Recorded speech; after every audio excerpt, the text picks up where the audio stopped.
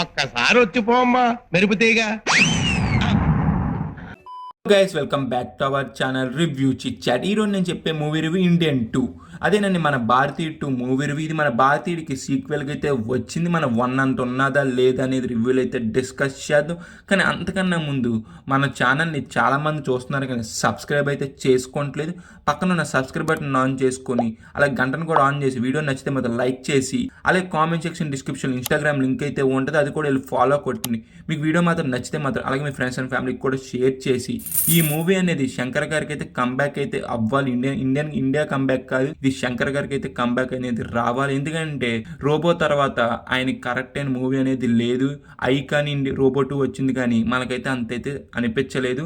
ఈ movie Shankar range లో ఉన్నదా లేదా అనేది రివ్యూలో కూడా డిస్కస్ చేద్దాం. అంతకన్నా ముందు మూవీ యొక్క బేసిక్ స్టోరీ లైన్ ఏంటో చూద్దాం.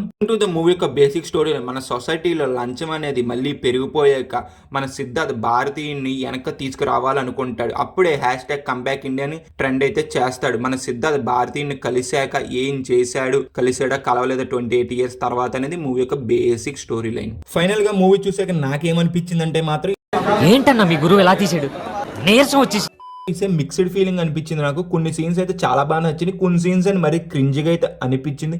ఇంతకు అలాగన్నా నేను మైనస్ పాయింట్స్ ప్లస్ పాయింట్స్ అయితే మాట్లాడుకుందాం. ఫస్ట్ ప్లస్ పాయింట్ వచ్చి ఏంటంటే ఇప్పుడున్న సోషల్ మీడియా యుగంలో సేనాధిపతి అనే ఒక స్ట్రాంగ్ క్యారెక్టర్ అనేది పెడతాం అనేది నాకైతే బాగా నచ్చింది. మనకి ఇంకో ప్లస్ పాయింట్ ఏంటంటే ఈ దేశాలను డబ్బు తిని వేరే దేశాలకు ఎలా పారిపోతారు, ఇక్కడ ట్రావెల్ బస్సెస్ మనల్ని ఎలా మోసం చేస్తున్నాయి, మన వాళ్ళు ఎలా స్పాయిలర్ అయిపోతున్నారు యూత్ అనేది కూడా బాగా అయితే చూపించారు మనకి.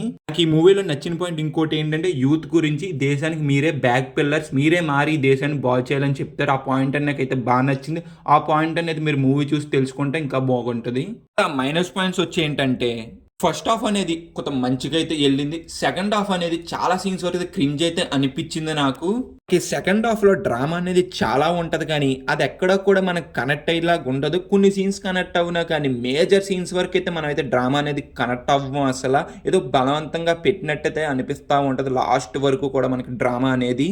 పాటలో భారతీయుల్లో తన కొడుకు అవినీతి చేశాడని మన భారతీయుడు అయితే చంపేస్తారు కదా. ఈ భారతీయుడు 2లో సెకండ్ హాఫ్లో దాన్ని చెప్తూనే ఉంటాడు కానీ మనకి ఎక్కడ కూడా ఇంపాక్ట్ చేయదు. ఇంకా ఈయన కూడా మనకే చిరాకైతే వచ్చేస్తుంది, ఎందుకు ఇంతసేపు ఎన్నిసార్లు చెప్తున్నారని అనిపిస్తుంది మనకే. సెకండ్ హాఫ్లో ఎమోషన్ అనేది కొత్తగా అయితే ట్రై చేశారు కానీ అంత అయితే వర్కౌట్ అయితే అవ్వాలి. కొంత అవితిగా అనిపించింది నాకు, ఓవర్గా కూడా అనిపించింది నాకు. మరి మీకేమనిపించిందో మూవీ చూసుంటే మాత్రం కింద అయితే కామెంట్ చేయండి మర్చిపోకుండా.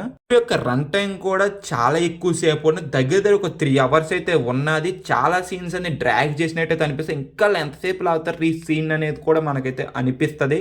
ఈ మూవీకి ఇంకో మైనస్ వచ్చి ఏంటంటే మాత్రం స్క్రీన్ ప్లే అనేది అసలు అయితే వర్కౌట్ అలా చాలా అంటే చాలా స్లోగా ఉంటుంది. మీరు కొద్ది గొప్ప ఎమోషన్ కనెక్ట్ అయ్యారంటే మాత్రం మీకైతే పర్లేదు అనిపిస్తుంది.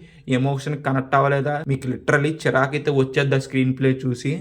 నాకు నచ్చింది ఏంటంటే మాత్రం BGM and music. Anirudh range అయితే అంతేం అనిపించడం నాకైతే మాత్రం. ఇందులో అయితే అనిరుద్ధ్ అయితే మాత్రం టోటలీ డిసప్పాయింట్మెంట్ అయితే నన్ను చేశాడు. ఇందులో కనిపించేది మీరింతవరకు చూడనిది, కానీ ఎప్పుడో చూసామే ఓ 30-40 ఏళ్ల క్రితం అన్నట్టుంటుంది. తెలుగులో సాంగ్స్ అనేది కూడా బాగానే ఉన్నాయి. ఓవరాల్గా మేము ఇచ్చే రేటింగ్ ఎంత అంటే మాత్రం 1.5 out of 5. నేను మూవీ చూసాకైతే కొంత డిసప్పాయింట్మెంట్ అయ్యానబ్బా శంకర్ సార్ మూవీస్లో. లాస్ట్ వచ్చిన ఐ మూవీ కానీ రోబో 2.0 ఇంకా బెటర్ అనిపించింది నాకు ఈ మూవీ మీద. మూవీతో శంకర్ గారు అయితే మాత్రం అంత కంబ్యాక్ అయితే ఇవ్వలేకపోయారు. నాకు భయం అవుతుందిరా. ఏమైతుందన్నా, భయం అవుతుందా?